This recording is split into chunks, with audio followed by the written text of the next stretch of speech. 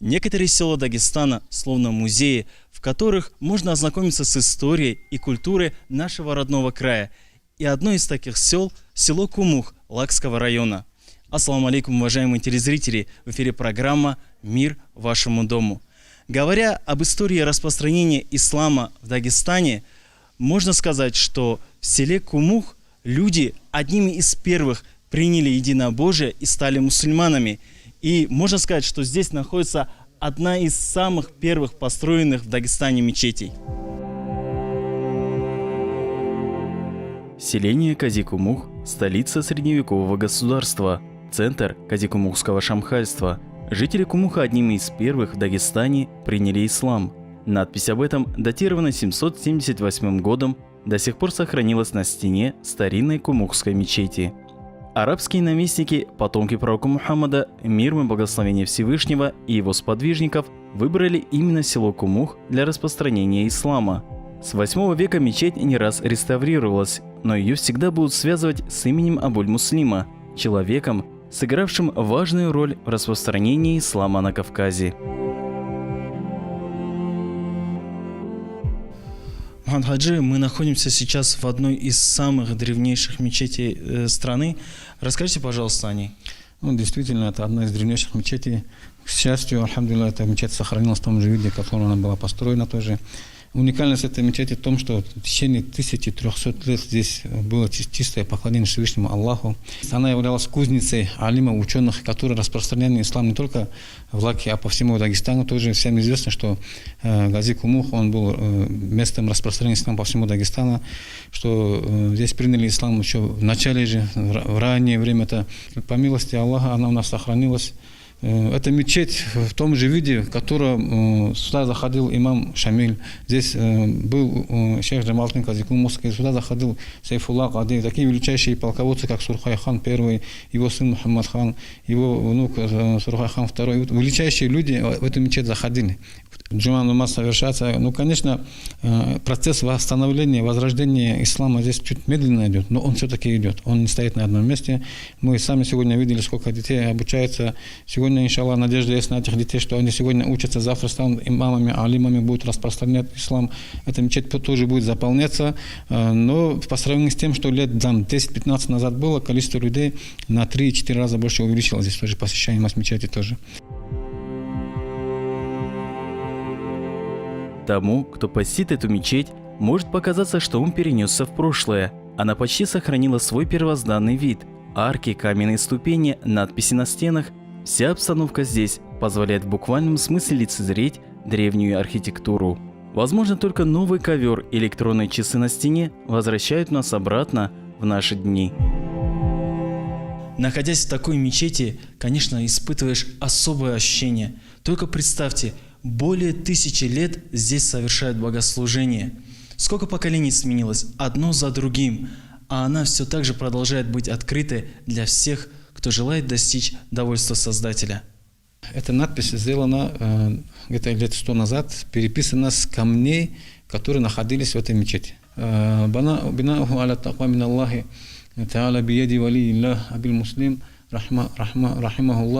Построение этой мечети, говорит, она на основе богобоязненности рукой вали Аллаха, любимца Аллаха, Абу-Муслим, шейх Абу-Муслим, как мы говорили.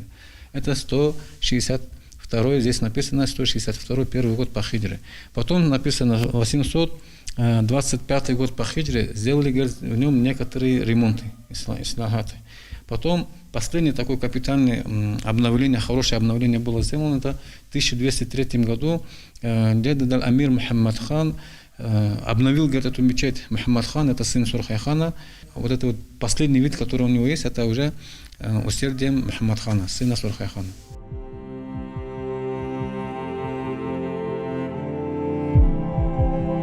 Центральная Джума-мечеть, хоть и самая древняя, но не единственная в селе. Возле озера расположена мечеть Сурхай-хана I, кстати, которая недавно была отреставрирована, но только внешне. Внутри она осталась нетронутой. Это место, то место, где совершали намаз. Вот михраб сохранился, мы видим на сегодняшний день. В советское время здесь использовали как продовольственные склады, с картошку сыпали и так далее. Ну, альхамдулилля, что она сохранилась, и мы его сейчас восстанавливаем. Иншаллах, в этом году планируем открытие тоже сделать. И все будет красиво. Вот этот вид, который мы внутри видим, старинный, здесь ничего мы менять не будем. Только полы, там, может, теплую полы сделаем, чтобы эта сырость вышла, и все. Вот это вот старинность сохраняется, иншаллах. Заходя внутрь, мы, как и в центральной мечети Кумуха, переносимся в прошлое. Ее зал находится под землей, и хочется отметить, что несмотря на жару, здесь было довольно прохладно.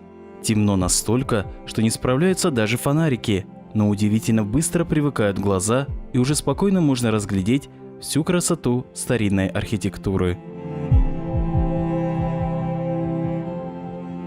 Предназначение этой мечети было еще в том, что люди оставались там на ночь, как караван-сарай тоже. У нас здесь в Казикумухе, мы знаем, был большой рынок. Кто на рынок приезжал, на ночь оставались здесь и на следующий день выходили на рынок тоже.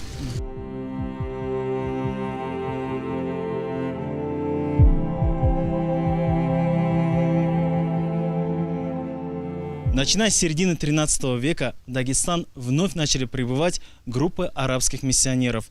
И немалое количество их обосновалось именно здесь, в селении Кумух.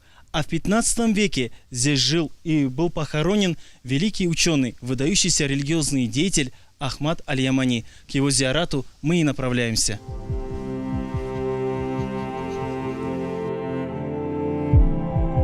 До переезда в Гази-Кумух его имя было широко известно в Багдаде, где он занимался преподавательской деятельностью. Затем некоторое время жил в Йемене. Аль-Ямани был преподавателем известного во всем мире исламского университета Аль-Асхар в Каире. По приказу правителя Египта он прибыл в вилаят Казикумухский. Здесь Ахмад Аль-Ямани женился, и у него родилось 5 детей. Его потомки до сих пор живут в Кумухе. Он был ученый, великий ученый, потомок пророка Мухаммада, саллаллаху алейхи вассалям. Он прибыл из Багдада с целью распространения знаний. Он пришел со своей семьей и занимался вот этой просветительской деятельностью. Есть книги, которые, его рукописные книги, сохранившиеся, Вакф Мурат, там про фих, есть словарь, как бы толковый словарь на арабском же языке, разъясняющий арабские слова. И он здесь похоронен, и вообще вот это место называлось в народе Яманитура Хаттану, то есть кладбище Яманита. Вот эти здания, вот это все, оно построено в 30-х годах, в коммунистические времена. К сожалению, разрушив те могилы остальные, которые были, и к счастью, что сохранился этот зиарат тоже, и мы знаем об этом человеке, знаем о его наследии через те труды, которые он оставил, и памяти людей тоже, и те надписи, которые на надгробной могиле тоже есть. Мы знаем, ученых с глубокими знаниями мало бывает. Человек был, как про него пишет, что он преподавателем был Аль-Азхари, преподавателем был в медресах Багдада. По усулу фих, например, есть много вещей, которые особенные ученые бывают, которые могут это объяснить. То же самое по хадисоведению, то же самое по фиху. Вопросы бывают, которые вот вроде бы книги читаешь, не понятно. Бывает необходимость таких ученых, которые могут это все по полочкам разложить. Одним из таких ученых являлся Ахмад Аль-Ямани.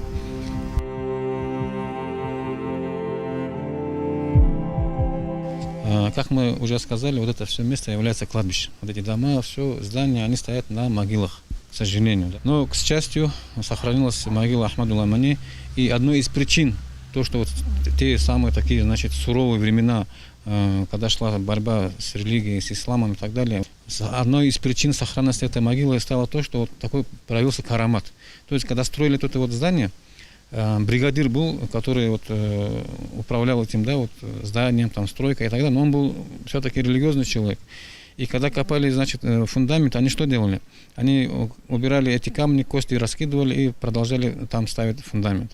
Когда дошли до его могилы, когда убрали вот эти вот камни, которые закрывают вот этот лахт, они увидели человека, как будто вот вчера похоронен. В первозданном его виде. Вот. И рабочие, которые были, сразу побежали к этому бригадиру. Бригадира звали Курбан Исмаил, он из селения Шавкра. Вот. И он посмотрел, сказал: оставьте, закройте, аккуратно, никому тоже не говорите. И вот этот фундамент тоже он подвинул на другую сторону, чтобы сверху могилы не испортить, вот таким образом. Вот это тоже, она все-таки, конечно же, люди узнали всем, и вот это вот дополнительное, особое уважительное отношение к этому зиарату Ахмаду Ламани из этого тоже получилось. И то, что причина того, что в советское время в дальнейшем тоже его не разрушили, не убрали. Кумух славится своими учеными-богословами. Здесь было большое медресе, выпускники которого получали разносторонние знания и отличную подготовку в области исламских наук. В советский период образовательное учреждение было закрыто, и вот спустя много лет оно вновь открыло свои двери.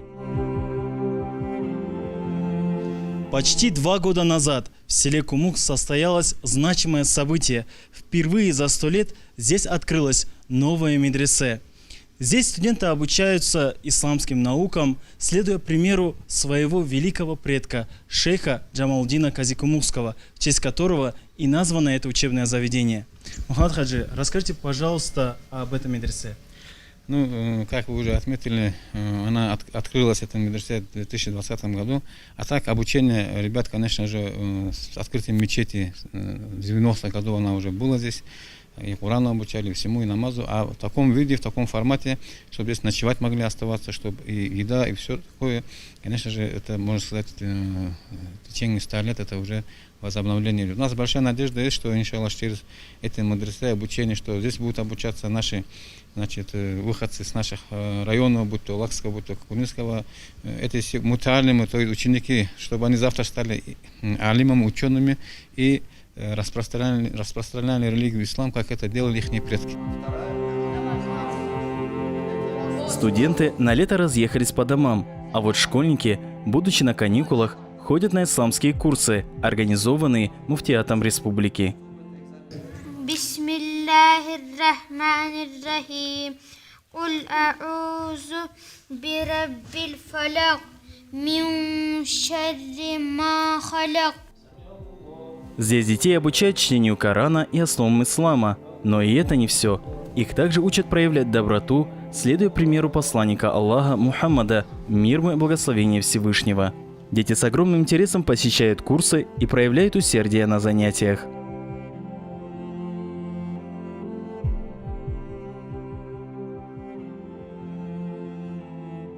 Что ты нового узнал для себя? Какие знания ты получил? Историю пророков, как правильно намаз делать. Коран научился читать. Ну скажи, пожалуйста, чему научился здесь за годы учебы? Я научился читать Коран, делать правильно намаз, делать омовение, намерение, когда делать намаз. Еще научился азан читать. Это меня научил имам. Имам говорит, что нельзя обижать младших, кто слабее тебя, надо уважать старших, надо слушаться своих родителей, помогать им всегда. Мне очень здесь интересно обучаться, потому что нас здесь учат хорошим вещам, что когда будет судный день, Аллах будет смотреть, как у тебя поведение, как ты себя вел всю свою жизнь, и выберет, пойдешь либо в рай, либо в ад. Я научился читать Коран, делать правильное омовение, намаз делать, читать азан. Поэтому важно обучаться в этом, чтобы были в дальнейшем знания про свою религию, учат почитать старших, слушаться родителей, не обижать младших. Стоит отметить, что подобные курсы проводятся муфтиатом Республики Дагестан почти во всех мечетях Дагестана. Детей принимают от 7 лет и выше, без ограничений, а главное, все уроки проводятся бесплатно. Эти курсы, организованные муфтиатом Республики Дагестан, они повсеместны по всему Дагестану. Обучение, конечно, идет это намаз, омовение, иман, ислам, основа, то есть ислама нашей религии, и обучение Корану. Вот, поэтому мы видим, что у детей очень огромное желание есть, и это очень хорошо. И я бы советовал даже родителям, которые еще думают, отправлять или нет, чтобы отправляли детей на эти курсы, для того, чтобы дети просто так не шлялись, просто так на улицах не игрались, не проводили пустое время, а получали и отдых летний, и знания, которые им пригодятся уже на всю жизнь тоже. Особенно, когда рассказываешь их о значимости намаза, о следовании за пророком, алейхиссалам, что вот Всевышний Аллах на самом деле самый больший, который вот, проявляет им любовь, ну, как бы любит их и знает, что Аллах всегда с ними, вот, и как они вот, как бы реагируют, что вот, чувствуют какое-то вот, воодушевление, вот, поднимается у них вот, дух. Исламские курсы проводятся в ханской мечети, которой уже несколько веков. Рядом с ней похоронены представители ханской династии. Эта мечеть называют ханской мечетью, она тоже, эта мечеть тоже где-то 100-200 лет, то есть 200 с чем-то лет она была построена, а 100 лет назад она была обновлена. Это минарет, вот это все обновление тоже, да, революционной 100-летней давности. А еще это место примечательно тем, что здесь находится кладбище. Кладбище тоже непростое, кладбище этих ханов. И еще более примечательно, что здесь похоронен сам сын Сурхай-хана Муртаза Али, вот это его могила, камень его. И также, ну, что достоверно уже не осталось известно, как бы, но Сурхай-хан и его сын Мухаммад-хан тоже говорят, что они здесь похоронены. Сейчас тоже мы видим, здесь такие ремонтные работы ведутся, идет обновление этого места, то есть улучшение, чтобы и память, и все о этих людях осталось у нас у самих тоже, и у наших потомков тоже. После занятий никого из детей сразу не отпускают домой. Никто из них не уйдет, пока не пообедает. Но даже здесь детей учат, как правильно вести себя за трапезой, говорить бисмиллях в начале и принимать пищу правой рукой.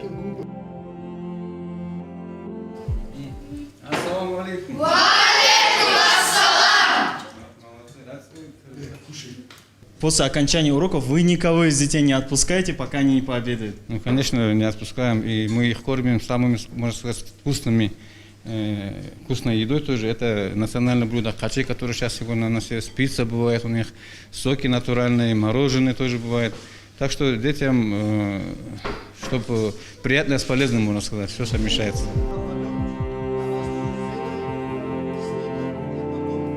Глядя на этих ребят, как и многих других, кто с радостью посещает подобные курсы, складывается мнение, что мы хотя бы попытались сделать вклад в светлое будущее, в котором будет жить духовно обогащенное поколение с правильным взглядом на жизнь, умеющих уважать окружающих, любить родину и ценить свою богатую историю.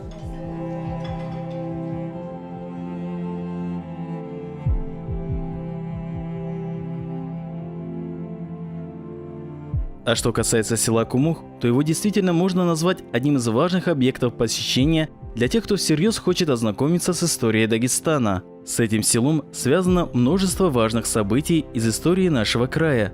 Долгое время здесь проживала правящая династия Шамхалов и ханов. А главное, здесь жили великие люди и праведные предки, внесшие весомый вклад в развитие исламской науки, достойные, чтобы память о них чтили и по сей день. Наверное, в тех странах, где не придают значения истории своего края, нет причин, чтобы гордиться своими предками. У дагестанцев же они есть. Наша история для нас словно богатство, и нам надо ценить ее, чтобы в итоге не забыть, кем мы являемся. На этом наша передача подошла к концу. Храните мир в своей душе, и тогда мир вокруг вас станет еще лучше. Вассаламу алейкум ва рахматуллахи ва баракатух.